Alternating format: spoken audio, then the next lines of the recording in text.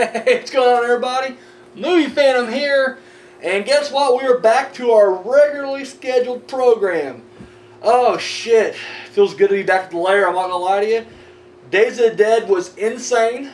We had an excellent time. Oh my god, I was gonna do one like final wrap-up video, and I'm not gonna lie. Sunday came along, and I had no soul left. It was just like, oh. Not a long ride. Sure, it came from a lot further than I did, but the hour and a half, 2 hours I spent on the road was long enough, and I was like, fuck me, done. But I am back, and we're going, and this week the Phantom is on vacation.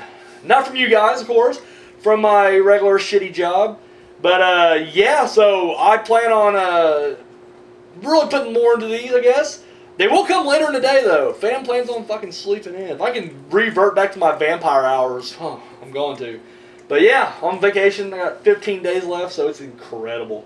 So yeah, we've got some horror news right here. So let's get right into it. Let's get back in the swing of things. Okay, here we go. No, I'm not gonna lie, guys. This news shit, like, this is literally news I captured from like last week, like Monday and Tuesday, and I was done. Like, I was just like, vacation's on the way. Days of the Dead's on the way. So I'm not like, you're getting bomb the barrel bullshit here. Because that's how much the fan cares. Shit. First off, okay, so one thing I think is insane. Like, insane is like the amount of hate that the announced Big Trouble in Little China remake's getting. Like, I don't know why, like, and you guys know me at this point. I fucking hate remakes. But for some reason, I'm excited about that one. And it was weird because up at Days of the Dead, I was looking at some artwork or whatever, and boom, there was, they had something similar to that up there. And I was like, oh yeah, I fucking love this. Like, before you didn't really see a whole lot of Big Trouble in Little China stuff, but I was like, now the remake's coming out, and before I could even finish my sentence, the dude behind the counter was like, fuck the remake. And I'm like, alright. He's like, no, fuck it, it don't need to be made. I'm like, okay, like, I'm not making the remake, but I am supporting it. So then I tried to explain, like, well, listen, I mean, it could be a lot worse, and I'm trying to, like, throw out the fact that, The Rock's a huge fan, and, he's producing it, he's going to produce it as well, so, I mean, it's like money out of his own, you can't be on that. We don't need it. And I was like, all right, we don't. I'll admit it, we don't need a remake. We don't need half the remakes, but to get, like, upset about this one, like, I don't know. Yeah, everybody's entitled to their own opinions. But The Rock apparently is signed on to do Rampage. Now, I'm not talking about the Uwe Boll movie, which I actually hear the first Rampage that he did was actually good, but the second one sucked. And apparently the third one sucked, or hadn't happened yet, but no one wants to see it because they ain't getting no money. But no, we're talking about the old arcade classic where you had a giant Donkey Kong / King Kong-esque gorilla, George. You had Lizzie the Lizard, which is almost like a Godzilla type thing. And then I believe I can't remember the fucking dude's name, but he had a rat, if I'm not mistaken. But yeah, there's 3 giant monsters, and the whole game was pretty much just you running around destroying buildings.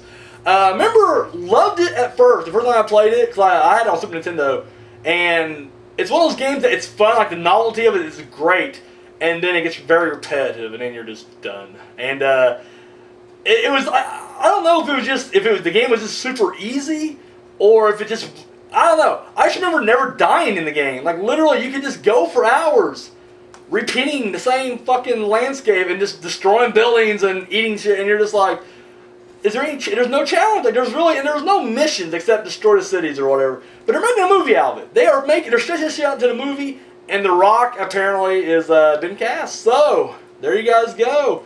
You guys got a Rampage movie on the way. Well, last week, the sad news, if you was a fan, I guess, Hannibal canceled after 3 seasons.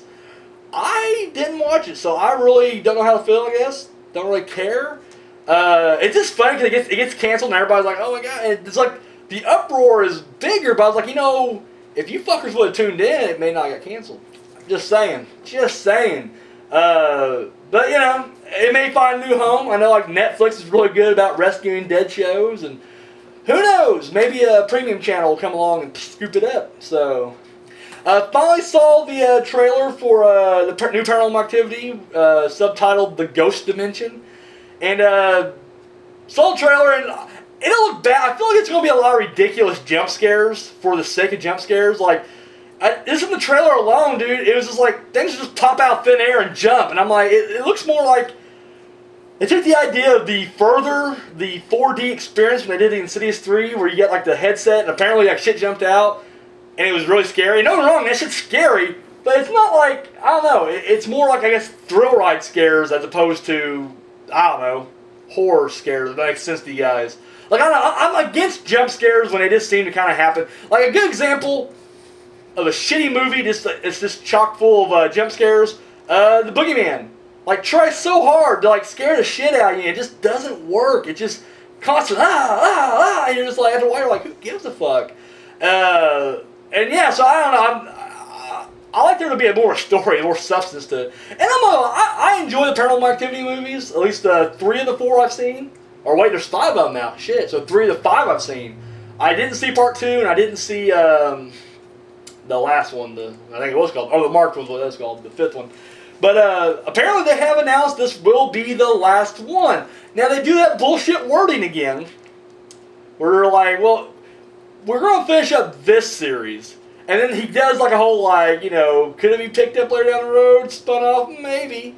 Could we remake it? Maybe. But we're done. So it's like, you're going to remake it. You're going to remake it within 2 years, actually. I guarantee it. We'll have our Paranormal Activity come out. And it's like, you don't even have to call it a fucking remake. Jesus Christ. Just add a new group of people, go into the house, and just do your thing. It pisses me off. I'm thinking like back to like, we had American Werewolf in Paris. Now, you could argue that, you know, because it's considered a sequel, it is considered a part 2, but you can make the argument it's more of a remake. There's really no connection between the two, and yet there may be, I can't remember, I'm trying to think, and if there is, you know, let me know, but I really don't remember any kind of reference even, I mean, except for the fact that these werewolves have been around, but that's pretty much it. There's no real connection between the two, and I guess you can even make the argument like it's more of a remake, it's a modern day version just set in a different town. But they treat it like a sequel, and I'm like, why don't we just do that? I'm down for more of that. If you're gonna give me a remake, just call it a sequel. You'll piss off less people. You will piss, or you look at Fright Night Part 2, the new one, which is pretty much the 3rd version of Fright Night, and they just slapped on Part 2. They had a smart idea. They really did, and it wasn't that bad of a movie. It wasn't great. It's definitely my least favorite of the entire, like all 4 of the Fright Night movies that's out there right now. But I like that. I mean, because it literally, they're just like, here you go. It's part 2, and it was just a remake. And you're like, oh, it tricked me. But you had less people bitching about it. I'm just saying, that's what I would do.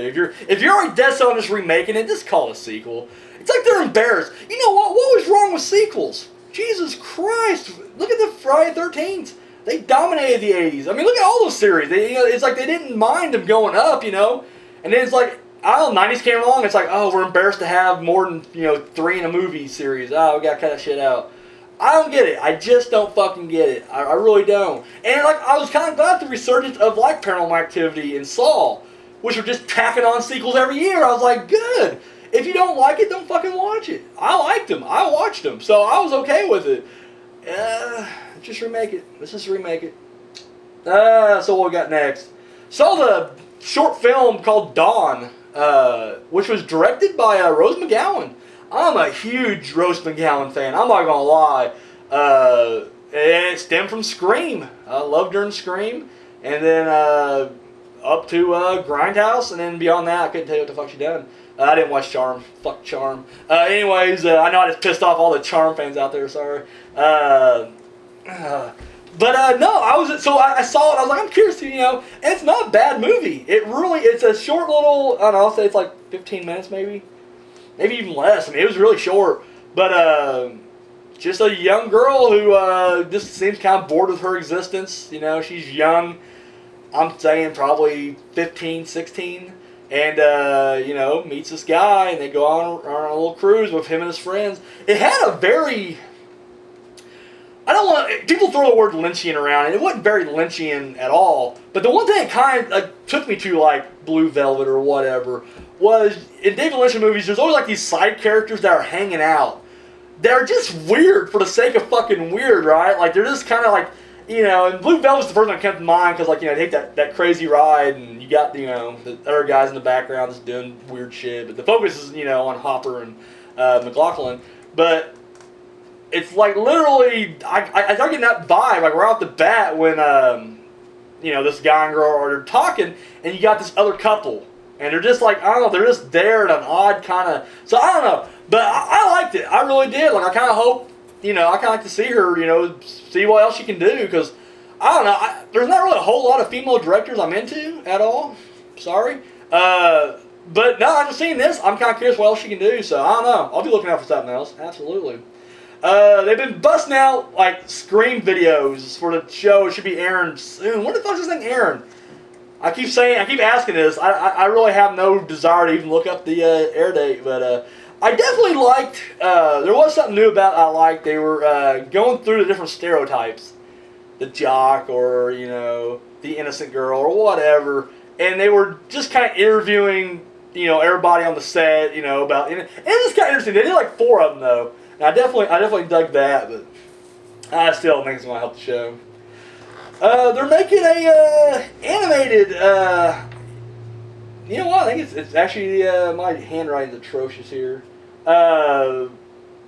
It looks more like a remake, but they're doing like an animated version of Night of the Living Dead. Darkest. I think I wrote Day. I'm sorry. The Phantom just has chicken scratch handwriting, and that's why I can't read it myself. Darkest Dawn, Darkest Day, fuck it. It's a cartoon, Night of the Living Dead. I'm sure if you see it, you'll figure it out. But yeah, they start showing clips of that. It looks pretty cool, actually. That's something you don't see a whole lot of. Oh, I'm gonna flip here real quick. Is animated horror. I really think that's something that should be more explored. I had some friends, they're all like anime geeks, and I don't want to offend anybody who likes anime. I mean, there's some I can get in on, but overall, it's not big on anime. But they was always like, oh, you should check this one out and this one out. If you like horror, this is horror. And I'd watch it, and it wasn't really horror at all. It was just bad anime bullshit you watch on Adult Swim Saturday nights. And I just can't get into it. I just really can't. But I don't know. I feel like there should be some good animated horror out there. So I remember Resident Evil was doing that for a little bit, where they was making these like CGI animation movies. Degeneration was one of them, and I don't know, they had something else. Yeah, I'm sure it ended with an ION, but anyways, but they weren't bad. I mean, it was almost like watching somebody play the Resident Evil games, and then just watching like cobbling together the cutscenes from those. But it wasn't bad. I like this. They finally got the full title, I guess, the official title for Independence Day 2. I got it again because I didn't Resurgence. So yeah, Independence Day, Resurgence. I ain't gonna lie, as I'm watching it, I'm kind of sad that Will Smith's not in it. Like, I don't know, but here's what I think is kind of funny. Is that during an interview, someone pointed this out on I think Bloody Disgusting or something like that, or maybe Shock T Drop. It's one of the two. But they're like, they think the real reason he didn't come back was the bad reception to After Earth. And I was like, really? So I guess we gotta blame M. Night Shyamalan for him not being in this.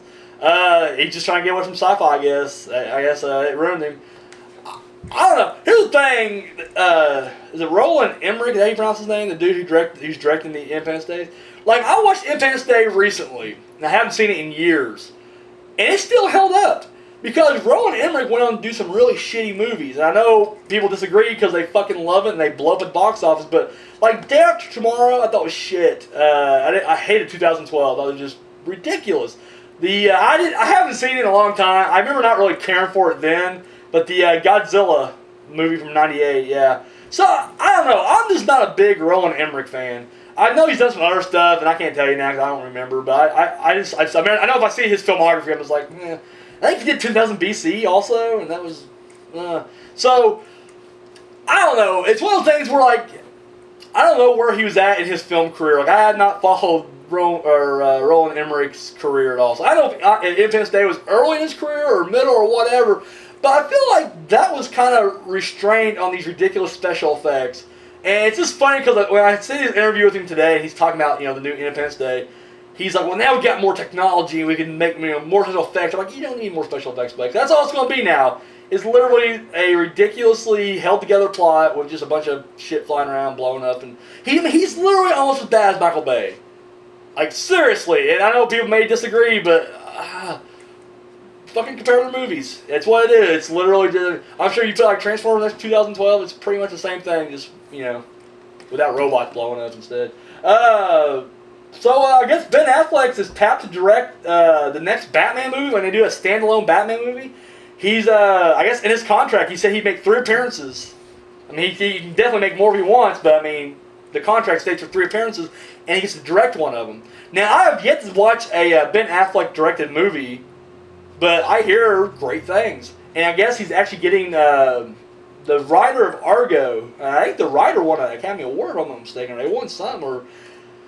Either way, but he's reunited that dude, and they're going to write the next Batman movie. So, I don't know. I wasn't getting more excited about this new wave of because I'm a huge Batman fan. I really am, and I don't know. Man of Steel sucked, and I get it. They're not going to be the same, but it just seems like, especially this first Batman vs Superman movie. I don't know. I wish someone other than Zack Snyder was behind the camera. Like Zack Snyder did great with 300 and Dawn of the Dead. And then he should have stopped forever. I don't know. Not here nor there. But, yeah, I'm kind of glad that they got it out of Zack Snyder's hands and they're getting someone else. I would much rather, I'm glad someone else is going to be directing the next Batman movie. I would not want Zack Snyder to direct Batman. I really don't. I hate the fact he's directing this movie, but, yeah. So, David Gordon Green, who directed movies like Pineapple Express and everything, well, I guess he was... for the longest time trying to get Superior remade. Like, he was behind the Superior remake. But the fact that he's known for directing comedies, I guess, hindered him? Which I thought was crazy, because I was like, really? Like, because, I mean, as much as we all love horror movies, it just seems like horror movies are just kind of shit upon when it comes to, like, you know, within the film community. Like, they're just kind of considered lower or whatever. And don't get me wrong, I mean, as I'm saying this, you guys are like, no, there's art to horror. And I agree, there is.